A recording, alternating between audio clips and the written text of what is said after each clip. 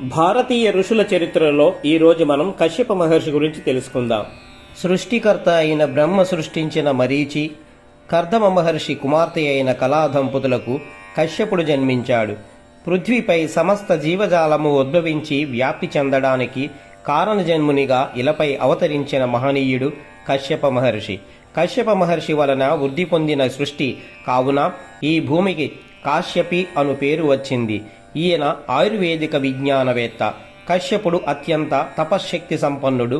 ఈయన ఇటు పృథ్వీతలముపైన అటు నీటిలోనూ నిర్భయముగా సంచరించగల శక్తి సామర్థ్యాలు కలిగి ఉన్నట్టి వ్యక్తి. కశ్యపుడు చిన్న వయస్సులోనే ఉపనయనాది కార్యక్రమములు ముగించుకొని తపస్సు కొరకు తపోవనమునకు వెళ్ళెను. కశ్యపుడు పెద్దవాడు అయిన తరువాత బ్రహ్మదేవుని ఆనతి మేరకు దక్ష ప్రజాపతి కుమార్తెలైన అదితి, దితి, ధనువు, కాల, ఆవాయువు, సింహిక, ముని, కపిల, క్రోధ, ప్రద, క్రూర, వినతి, క్రద్రువులను 13 మందిని కశ్యపునికి ఇచ్చి వివాహము జరిపించాను. కొద్ది కాలము తరువాత వైశ్వానరుని 2 కుమార్తెలను కశ్యపుడు వివాహము చేసుకొనెను. కశ్యపునికి అతిథి వలన దాత, మిత్రుడు, అర్యముడు, శుక్రుడు, వరుణుడు, అంశుడు, భగుడు, వివస్వంతుడు, పూషుడు, సవిత్రుడు, త్వష్ట, విష్ణుడు మొదలగు 12 ఆదిత్యులు జన్మించారు. వీరు సూర్యవంశానికి మూల పురుషులు. ఇదే ఇక్ష్వాకు వంశముగా పరిణమించింది. వీరి వంశీయుడైన ఇక్ష్వాకు మహారాజు పేరు మీద వీరి వంశీయులైన రఘువు పేరు మీద రఘువంశముగా రూపొందింది. తరువాత ఇదే వంశములో దశరథునికి శ్రీరాముడు జన్మిస్తాడు. కశ్యపునికి దితి వలన హిరణ్యకశిపుడు మరియు హిరణ్యాక్షుడు జన్మించారు. హిరణ్యకశిపునికి 4 కొడుకులు: అనుహ్లద, హ్లద, ప్రహ్లాదుడు మరియు సంహ్లాద.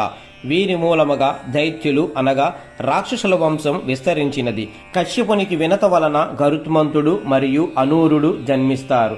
ఈ అనూరుడే సూర్యుని యొక్క రథసారథి. కశ్యపుని వలన కద్రువకు నాగులు, పాములు జన్మిస్తాయి. వారిలో వాసుకి, తక్షకుడు, అనంతుడు, కర్కోటకుడు, కాళీయుడు, పద్మ, మహాపాదుడు, శంకుడు, పింగళుడు ప్రముఖులు.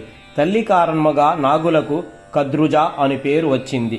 కశ్యప మహర్షి వలన సింహికకు రాహువు జన్మిస్తాడు. కశ్యప మహర్షి వలన ముని అను ఆమెకు భీమసేనుడు, ఉగ్రసేనుడు అను గంధర్వులు కలిగెను. కశ్యప మహర్షి వలన కపిలకు అమృతము, గోగణము, బ్రాహ్మణులు, మేనక మొదలగు అప్సరసలు కలిగెను.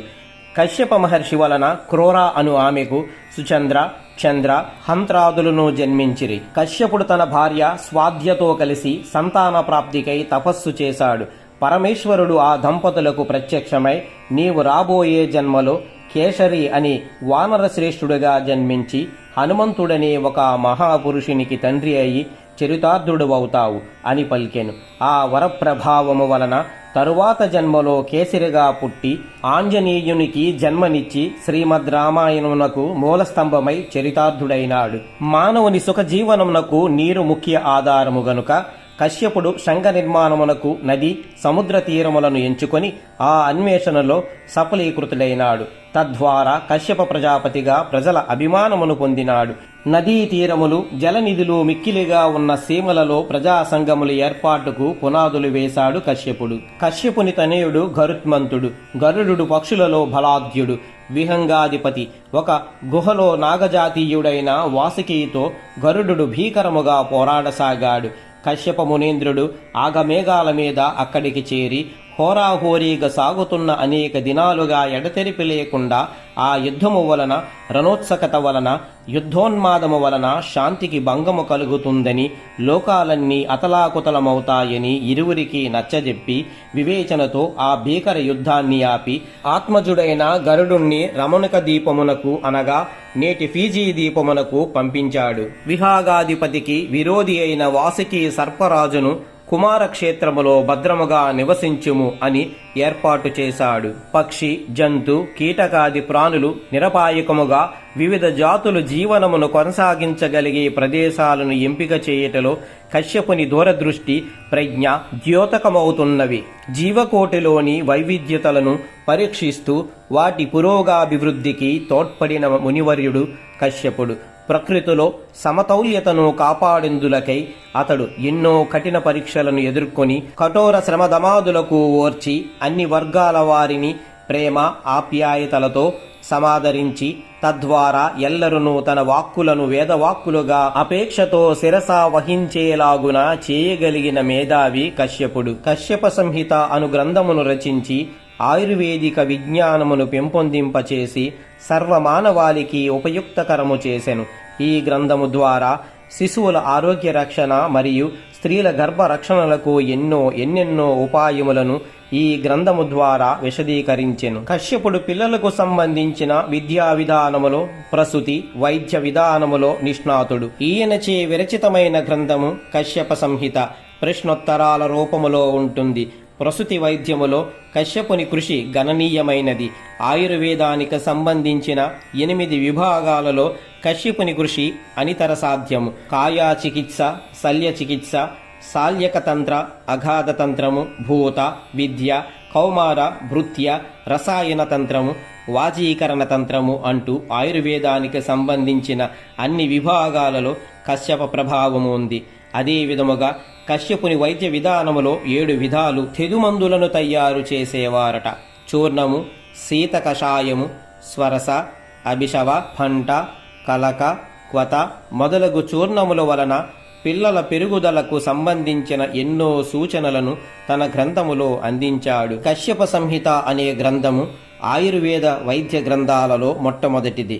ఇది సంఘానికి అందించబడిన అమూల్యవరము. ఈ ఆయుర్వేద వైద్య విధాన వివరణల ఉద్గ్రంథమును రచించిన మహాపురుషుడైన తొలి మహర్షి కశ్యపుడు. ఈ అమూల్యమైన గ్రంథము వృద్ధ జీవకీయ తంత్రము అనే పేరుతో కూడా పిలువబడుతూ ఉన్నది. బ్రహ్మ నుండి దక్ష ప్రజాపతికి, అటు తరువాత వరుసగా అశ్విని కుమారులకు ఇంద్రునికి, కశ్యపునికి, వశిష్ఠునికి, అత్రికి, భృగు మహర్షులకు ఈ కశ్యప సంహిత విజ్ఞానము అందినది. అలా అంచెలంచెల మీద ప్రజల ఆరోగ్యవర్ధిని అయిన అగణిత ఆయుర్వేద రహస్యములను అందించి లోకానికి వరప్రదాయిని అయినది. కశ్యపుని కుమారుడు, అతని శిష్యులు ఈ మేధా సంపత్తిని తర్వాతి తరాల వారికి అందజేశారు. సప్త మహామునులలో ఒక్కడైన కశ్యపముని తిలకము ఆర్షాధర్మము తప్పటడుగులు వేస్తున్న దశలో వెన్నుదన్నుగా నిలిచి హైందవ ప్రభావమును అంబుదులను దాటి ఆవిలి దిక్కులకు పరివ్యాప్తి చేసిన తొట్టతొల్లి వైతాళికుడు కశ్యప ప్రజాపతి. పృథ్వీలో కశ్యప సంతతి వారు కాశ్యపస గోత్రస్థులుగా వృద్ధి చెందటము విశేషము.